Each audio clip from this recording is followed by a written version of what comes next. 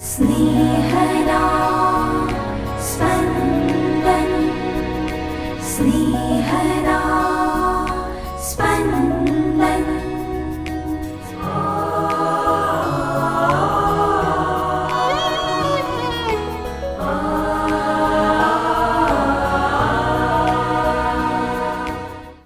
પાસ્ખા ઋતુનો 5મો રવિવાર.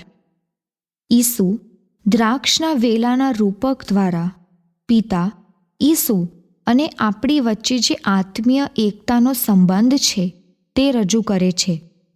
સાંભળીએ સંત યુહાન કૃત શુભ સંદેશ, અધ્યાય 15, કડી 1-8.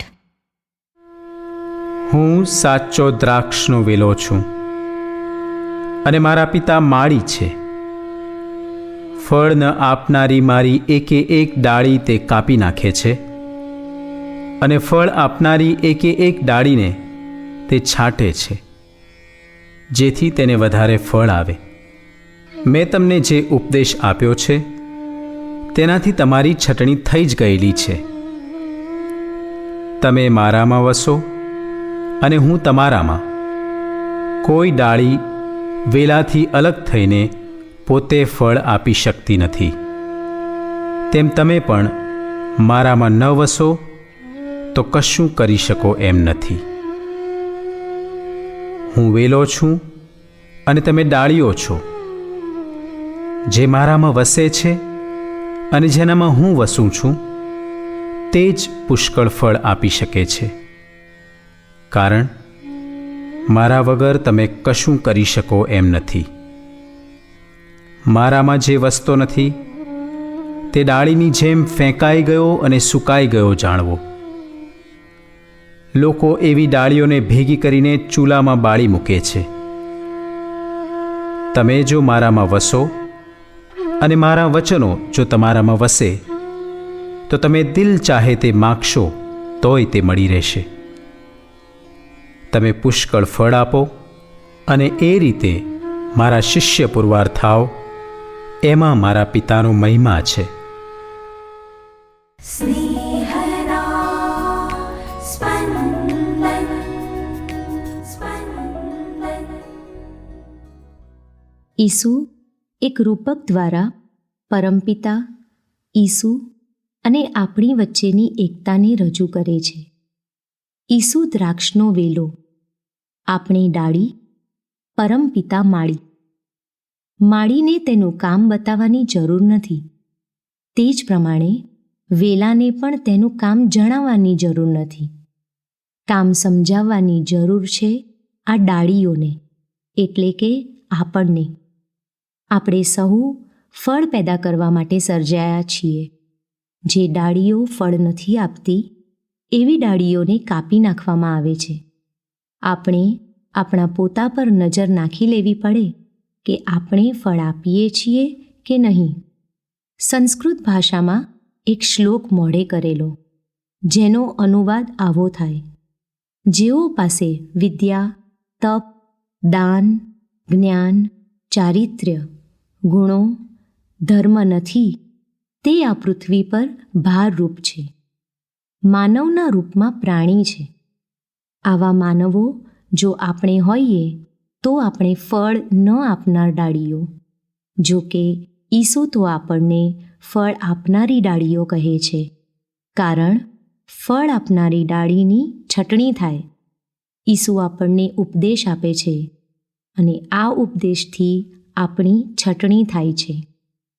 પરમપિતાની ઈચ્છા છે, ઈસુની ઈચ્છા છે કે આપણે પુષ્કળ ફળ આપીએ. પુષ્કળ ફળ તો ઈસુએ આપ્યા છે. જો આપણે પણ પુષ્કળ ફળ આપવાના હોય તો આપણે ઈસુમાં વસવું પડે. આપણને ઈસુની જરૂર છે, આપણા અસ્તિત્વ માટે, જીવન માટે, લોકોપયોગી કાર્ય કરવા માટે. ઈસુને આપણી જરૂર નથી, પણ ઈસુને આપણા ઉપર એટલો તો પ્રેમ છે કે ઈસુ આપણા વિના ના રહી શકે. ઈસુને આપણું ખૂબ વળગણ છે. દ્રાક્ષના વેલાને તો ડાળીની જરૂર છે, કારણ દ્રાક્ષ ડાળી પર બેસે છે, વેલા પર નહીં. આજે જગતમાં લોકો ઈસુને જોઈ શકતા નથી, પણ આપણને જુએ છે.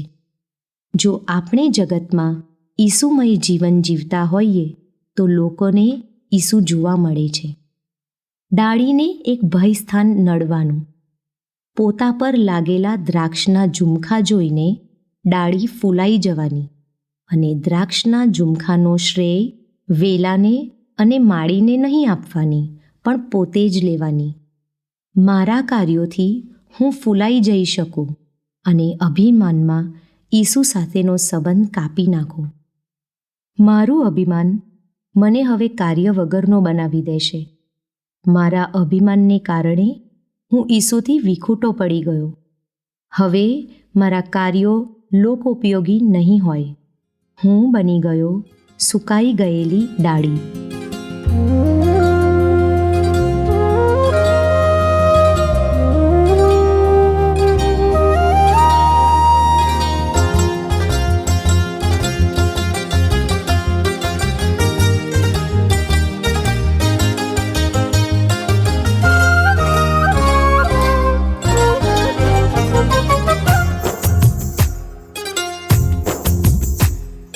મારે હૈયે આવજે આવજે હે નાથ, મારે હૈયે આવજે આવજે હે નાથ.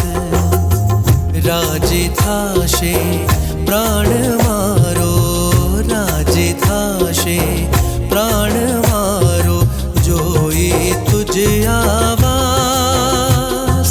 મારે હૈયે આવજે આવજે હે નાથ, મારે હૈયે આવજે આવજે હે નાથ.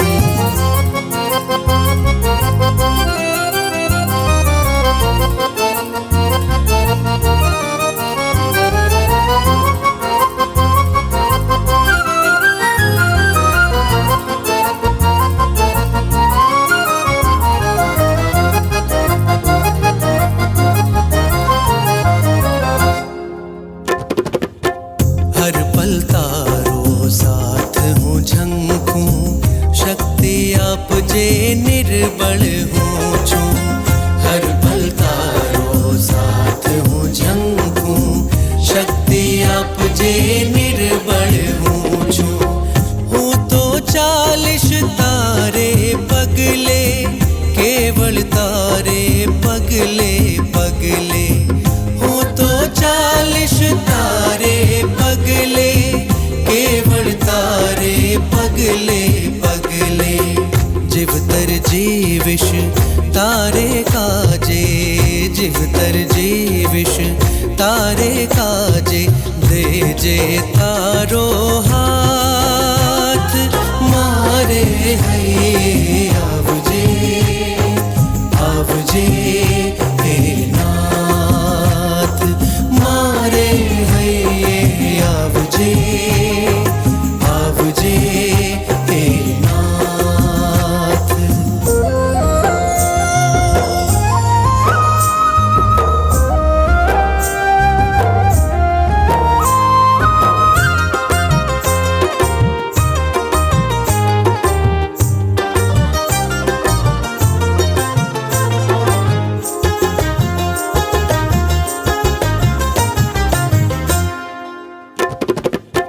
मारो हयो धरो छूं तुझने, तुझ सरीखो घाट तू खड़ने.